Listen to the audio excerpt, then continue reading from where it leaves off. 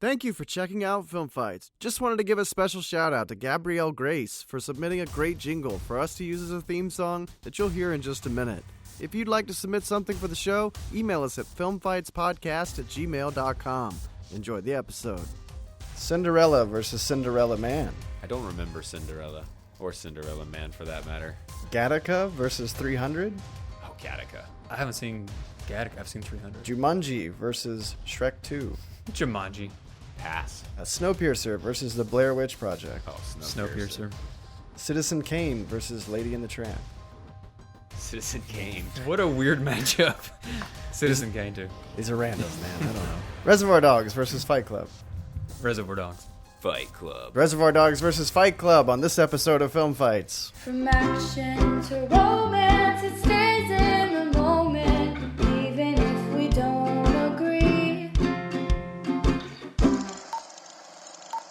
Hello, everyone, and welcome to Film Fights, the podcast that uses a random movie generator to pit two films against each other on a quest to beat the next movie that I, and maybe you listening out there, sit down to watch. My name is Matt Dodd. Today I'm joined by Scott Hawkins and Andrew McDermott Hi. to represent Fight Club and Reservoir Dogs. Before we get into that, our last winner chose Galaxy Quest for us to talk about. Have you guys seen that film? Yeah. I have, Of course. many times. How long ago you think did you see it? What do you think? Pros, cons? I watched it last year. Yeah? It's been like 2 years, but I've seen it probably like 5 or 10 times. I actually just recently watched it with Alan Rickman passing away. I watched it right after he passed away. It's a good choice. What do you guys think? It's amazing. It's classic. It's one of the few that has really held up over time, especially with even the special effects and stuff actually still look pretty relevant. Just a really impressive parody movie, for sure. Yeah, Roger. and Alan Rickman. I freaking love his Yeah. head, like the way that it is. Yeah, it's just- pretty good. And the overall film, I mean, I thought it was good. I used to watch it all the time before I went to bed. Nice. Okay, cool. Yeah, I think it's just a good, solid, like, parody kind of that whole sci-fi world. I enjoyed it. That was from Mr. Muhammad Joma, our last winner. Thanks, Muhammad. All right, so, Scott, we're going to start with you. You're representing Fight Club. How long has it been since you've watched Fight Club? I probably watched it mid last year. Okay. Sometime. I'm not sure if that was a full viewing, but it was enough to remember most of it. You've seen it it's a lot It's over fairly the years. fresh. Yeah, Sure. I've definitely probably seen it close to 40 times. Now, Sure. for the listener that may not know what Fight Club is, can you give them a brief synopsis? Don't Like laugh. 30 seconds or 40 less? times. You've not seen that film 40 times. At least 40 times.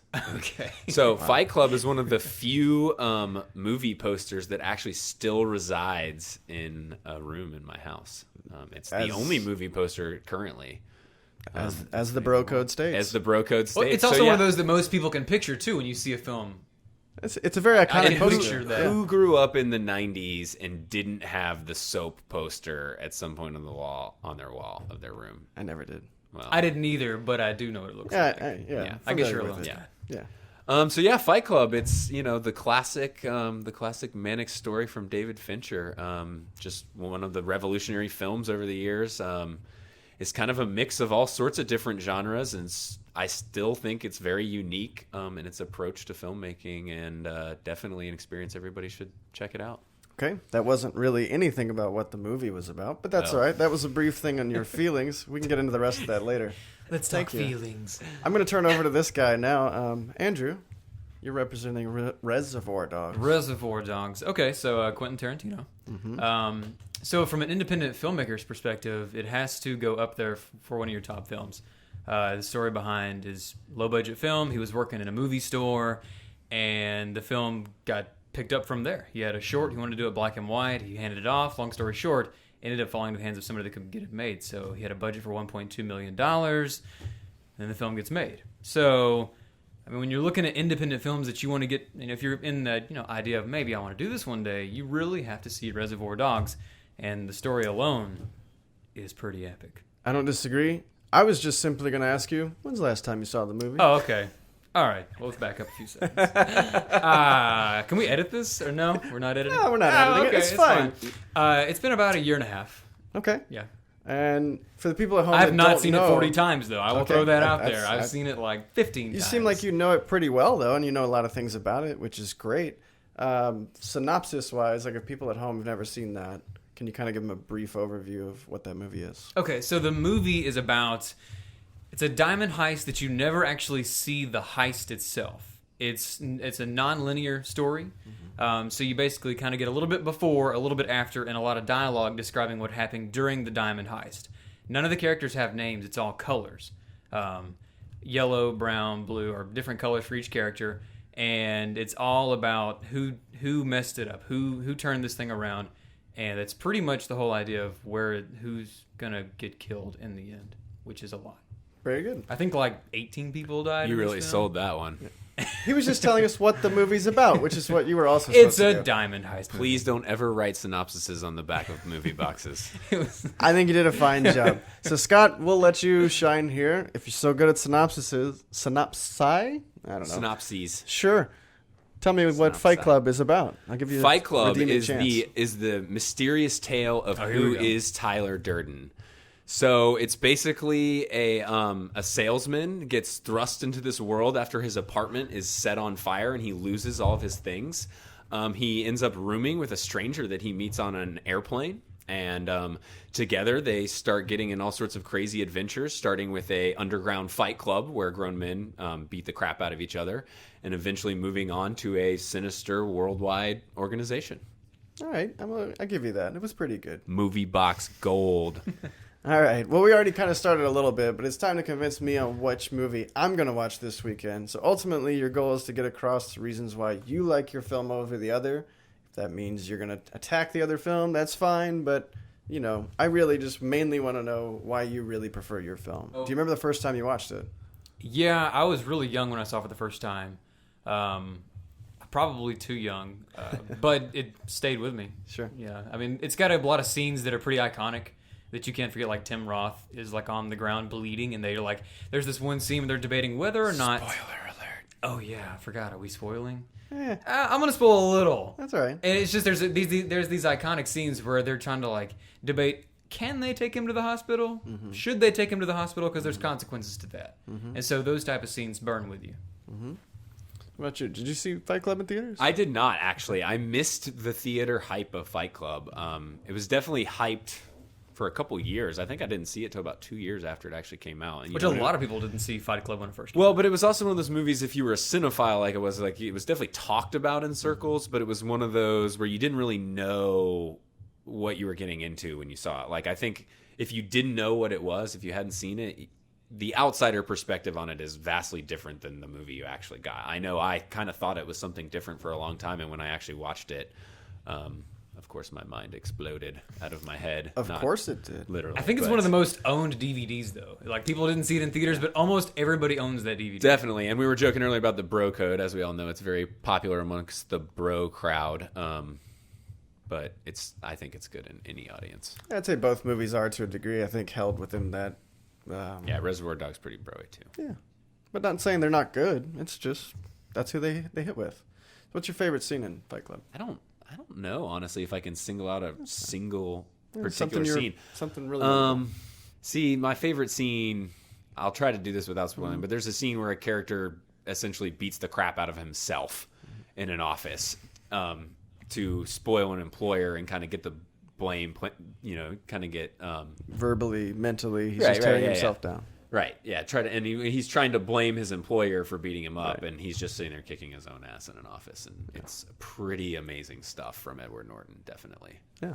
Reservoir Dogs is a hard movie to attack because it's a fantastic film, and I would encourage everybody to go see both. Yeah, I the feel reason the same I would way. encourage Fight Club personally over Reservoir Dogs is Fight Club, for me, it's way faster paced. It's a little bit longer of a film. It has a more expansive storyline. It definitely is kind of all over the map, and you kind of see this more grandiose adventure. Whereas Reservoir Dogs is more of a self-contained, singular story, and that's great. Fight Club for me is always one of those movies that I can rewatch, and always there's so many little things to pick out throughout the movie. And then there's a really big twist about halfway through the movie, which I'm not going to spoil it for you, but it will make rewatching the movie a really incredible, unique experience because knowing the ending doesn't make the movie worse. It actually enhances the film. And it's an ending that's kind of done, especially nowadays, it's kind of overused. But Fight Club did it in such a unique way that it really lends to the strengths of the film. And it's a brutally, vicious film. The fight scenes are incredible, and they're just, these people are attacking each other so violently, and it's not for the weak heart. It has strong sexual content, strong language. Yeah, I guess what should be said too. These are both hard R films, and for different reasons a little bit. I mean, Reservoir Dogs is more language. Reservoir Dogs would almost be PG-13 if it wasn't for the language, especially nowadays. Like, even on a violence level, there's not enough, I don't feel. It's intense, though. Well, but it's not like the films there are now that Quentin Tarantino does. And PG-13, you can get some pretty vicious stuff. Yeah, definitely. I could see it getting away with that now. Yeah, I could see that. I think both films, though, you kind of made a good point about it. Fight Club kind of resolving around that twist. Reservoir Dogs also, it's building toward who is it, the whole time. Well, it has that. Once when you know either one of those, does it really detract from rewatching? Like, I've seen both these movies. It's been a long time. I feel for Reservoir Dogs it does, actually. I feel like that once you know the payoff, there's not a lot to go back. There's definitely things that you want to, observe how he's doing it, especially with the low budget. It's very impressive. Kind of the tricks that he has to keep the intensity high in the film. But Fight Club, it's really magical once you know the ending, the twist, because it really changes the game when you rewatch the film. There's so many subliminal. I mean, there's literally subliminal messages in that movie. I agree with that. Single frames of thing popping in the film. It's just it's a really, really unique experience. That is the one thing I would say that it adds to Fight Club for sure. Is once you see the ending twist, you almost need to go back and rewatch the film. Whereas Reservoir Dogs, you're talking about being a little slower story, and it does hand to the independent side of having the fewer locations, but it also tells to the storytelling side of it that you can have a narrative that is heavy dialogue and it's heavy character driven, but you don't actually see the heist, the action of the film, which you would think, I need to see the heist. For this film to be any good, you got to have the heist, but you don't. And still this film holds up over time. So, I mean, in order to have that, you have to have some pretty intense dialogue scenes. I put Tarantino on the map, yeah. Definitely, I agree with all of that. I think the problem goes if you're not so much of a dialogue-driven person, there's not going to be a lot for you to get from Reservoir Dogs. I don't know. I mean, maybe, but there's some pretty intense scenes that... There is one or two intense scenes. Really, there's one climactic, intense, violent scene. Talking about the gas scene? Pouring the... Yeah. And then and the Mexican standoff. The ear a little bit. So there's a couple, but they're moments of tension. They're not moments of action so much. Yeah. I think Fight Club has some really great, unique dialogue as well. Some of the best, famous movie quotes are done from Fight Club, especially the Tyler Durden, the Project Mayhem, which I won't get too much into that, but there's kind of this socialist group that one of the characters creates where he's like preaching these sermons to these people as they're working and doing these things, and they're hilarious yet horrifying and awful, but they're some really great dialogue definitely in there. And so these are two filmmakers, David Fincher and Quentin Tarantino, that for Tarantino was his first, but Fincher is still kind of early in his career that really launched them forward too. Do you think it's one of the best from each of their filmographies, or? I think that you would have, for Quentin Tarantino, you have to say this is his launching starting point. Yeah. And for the moment that he created that film, I mean, it was one of the greatest films of all time.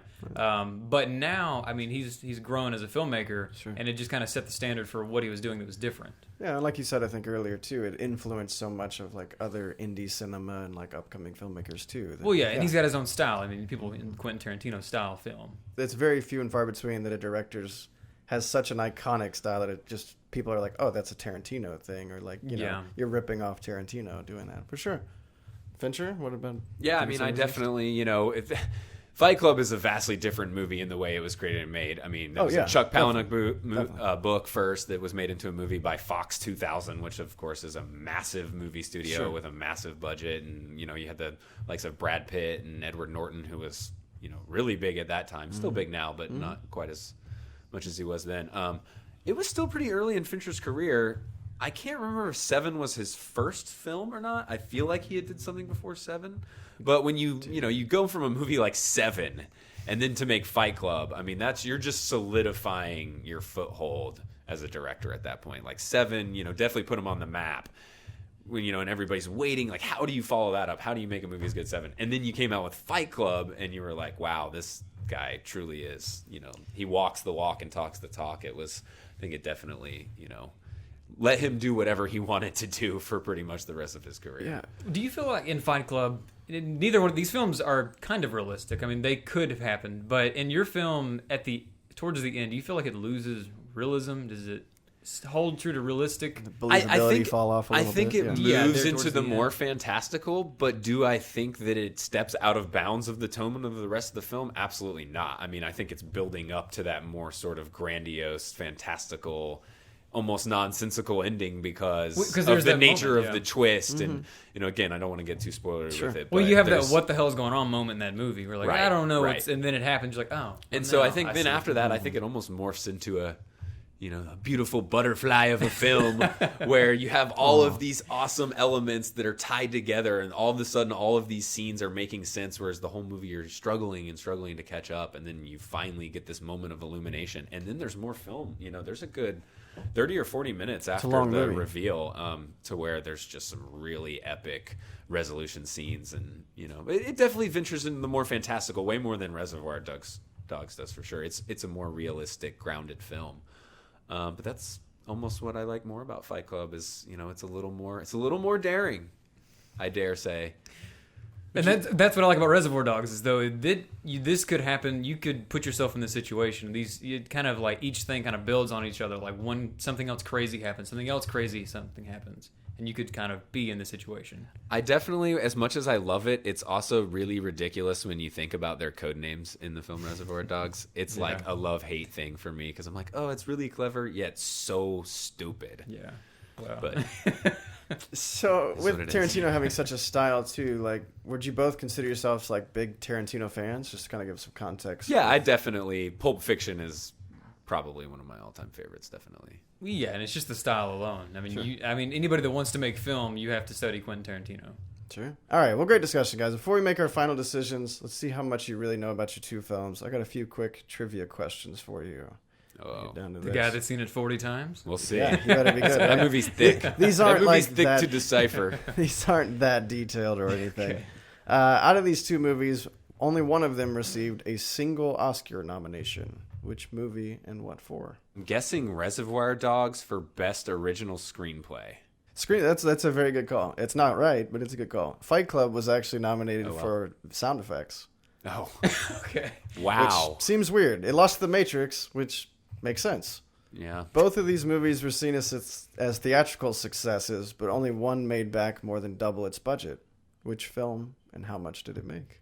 Reservoir. I'm guessing Reservoir just for the simple fact of it only cost $1 million to make it. Are you talking so- like opening weekend? I was impressed that you knew that. I was like, dang it, he already got that down. I'm guessing it made $6 million. That's a pretty good guess. Is it opening Overall, weekend we're talking? Overall. I like four. Made 2.8 million. 2.8. Nice. Did not make a lot. Oh, but doubled its budget. The budget for Fight Club was 63 million. And it probably fell short. How much do you think it made? $50 million. 15 million. Wow, you think it did that poorly? I don't know. I don't It remember. had Brad Pitt in it. Yeah. At least you get like $20 million just for having Brad Pitt in it. Made $100 million. Oh, wow. What? Yeah. Oh, It's pretty successful. I'm surprised by that actually. I was too. Out of IMDb, Rotten Tomatoes, and Metacritic, which of these two movies was ranked higher in 2 out of 3 cases? Fight Club. Yeah, maybe. No. Reservoir Dogs. I think Fight Club won Rotten Tomatoes and IMDb. You got 1 for 1. Oh, Fight Club sweet. was higher in IMDb, but Reservoir Dogs was higher in Metacritic and Rotten Tomatoes. Oh, nice. So Reservoir Dogs. Reservoir Dogs has a 90% on Rotten Tomatoes, 78 on Metacritic, to Fight Club's 79 and 66. But it does have an 8.9 on IMDb compared Which is to kind of Reservoir Dogs' impressive, 8.4. actually. That's very high. Well, especially when it's not so formulaic. Fight Club. Well, right. Yeah. Edward Norton made $2.5 million for Fight Club. How much did Brad Pitt make? $6 million. 3 million. $17.5 million. Shut up. Wow. Made a lot of money. They paid a lot of money. Pretty Ed sure Norton was Edward Norton is pissed. the main character of that film. Yeah, Just saying. pretty weird. All Oh, right, that one must more. burn to know that if you're Ed Norton. For Reservoir Dogs, who played the voice of the DJ over the radio? Famous comedian. Known for his God. dry humor, monotone voice. Oh, stop. Mitch Hedberg. That's a good guess. Similar. Stephen Wright. Stephen Wright is correct. Good job, off mic person over there. So it's about time to wrap up this, but I'm going to give you both a chance to get final thoughts in. This is your Good, last I'm chance hangry. to get a point, and you forgot earlier. Really hammer something home. Andrew, I'll give you the floor first. Why am I going to watch Reservoir Dogs this weekend? What's that one point you got for me? So I think I would reiterate that as a future filmmaker yourself, you need to go back to the roots of Quentin Tarantino and see how to get your film off the ground. Mm-hmm. Do some research, do some reading, get into it, and just sit down and watch the whole film. Mm-hmm. And I feel like it's something you just have to experience how to tell a story without showing all of the action. Use the dialogue. But yeah, that's it. I think from an independent perspective, you just have to see it. That's good. I like that. All right, Scott. All Why right, Fight so Club? Fight Club, I think, you should just get you a bowl of popcorn and sit back and get ready for stuff to explode and people to start beating the crap out of each other and, just have a good time. It's just a really fun film, but still deep, surprisingly. But just action-packed, good fun, good comedy, very dark comedy, but just it has a little bit of everything. Ugh, guys, you both made good arguments. I'm really torn with this. I really like both movies. I think I would prefer Fight Club as a movie. Oh man, but I kind of feel like I would go back and watch Reservoir Dogs. So I'm gonna give Andrew the win with the argument. Nice. Sorry, Scott. It's okay. Both great Nice. arguments, though. I could easily have gone either way. That's very tough for me. Check us out on SoundCloud for other episodes, our Facebook page at Film Fights Podcast. You can follow me on Twitter at Matthew Dodd. Scott, where can people follow you? Or I find don't know. you? I'm on Twitter somewhere. Yeah, you can track him down. Existential Bacon or something.